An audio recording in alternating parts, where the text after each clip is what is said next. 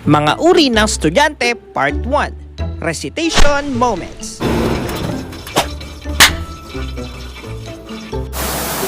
Isa sa mga kinakatakutan ng mga estudyante mula noon hanggang ngayon ay ang pagsagot sa recitation.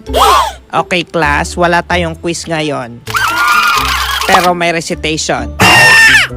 Ito yung tipong kapag nagbalasa na ng index card si teacher, ay talagang manginginig na ang buong kalamnan mo at tatayo lahat ng balahibo mo sa katawan. Talagang matatawag mo lahat ng santo para lang hindi ka tawagin. Kaso minsan o madalas, ang swerte mo sa malas. Oh no! Ngayon, pag-uusapan natin ang ilang uri ng mga estudyante tuwing recitation. Una, dalutang. Ito yung mga tipo ng estudyante na kapag tinawag ng teacher, parang nasa kalawakan sa sobrang lutang. Yung presensya niya lang ang nasa klase, pero ang isip lumilipad. Mr. Santos, ano kayang ulam mamaya? Tinola? Mr. Santos, sinigang, adobo, itlog? Mr. Santos! Itlog, ma'am!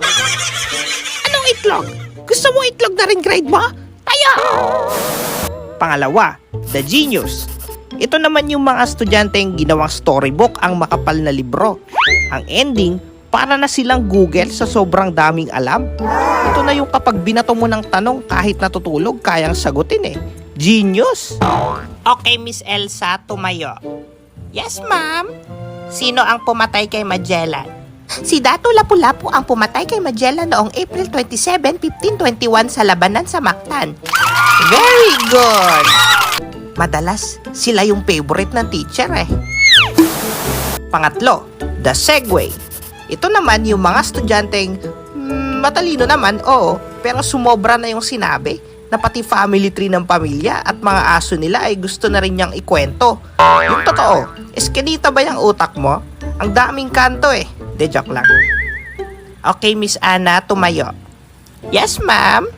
Sino ang pumatay kay Magellan? Si Magellan po ay pinatay ni Lapu-Lapu sa Mactan. Very good. Bayani po si Lapu-Lapu katulad ni na Jose Rizal, Apolinario Mabini, Andres Bonifacio. Si Emilio Aguinaldo naman po ang unang presidente ng Pilipinas sa Cavite. May bahay po kami dati sa Cavite. Doon kami nakatrela. Talalalala, tung-tung-tung sahur. Oh, ano gagawin? De joke lang. Pang-apat, dawala talaga. Ito naman yung mga kaklase nating mas inuna magpakasarap kaysa mag-aral at magbasa. Kaya ang ending, walang masagot kapag tinawag. Ito yung sobrang ingay sa klase pero ang tahimik sa recitation. Makakailan muna siyang tingin sa kisame at sa sahig para tumawag ng tulong eh. Mautak. Okay, Berto, tayo. Patay. Sino ang pumatay kay Magellan?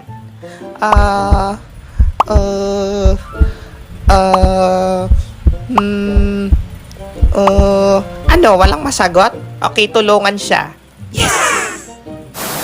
At panglima, walang pag-asa. Kung may wala talagang maisagot, ito naman, walang pag-asang tumino ang sagot. Mga boys at the back, minsan, na-clown din ng room. Ewan ko ba kung bakit kakaiba sila sumagot at mahilig mamiloso po.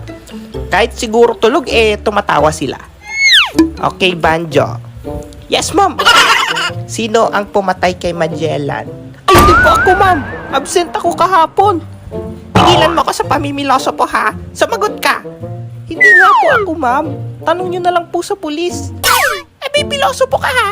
Labas! Anak ng ipis na buntis. Buti pang ipis may utak. True!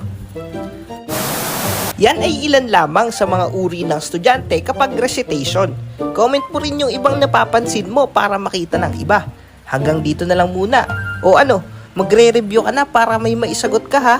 Pero bago mo gawin yan, subscribe ka muna sa aking YouTube channel para sa susunod pang mga skulokohan moments. Ikaw, anong kwentong recitation mo?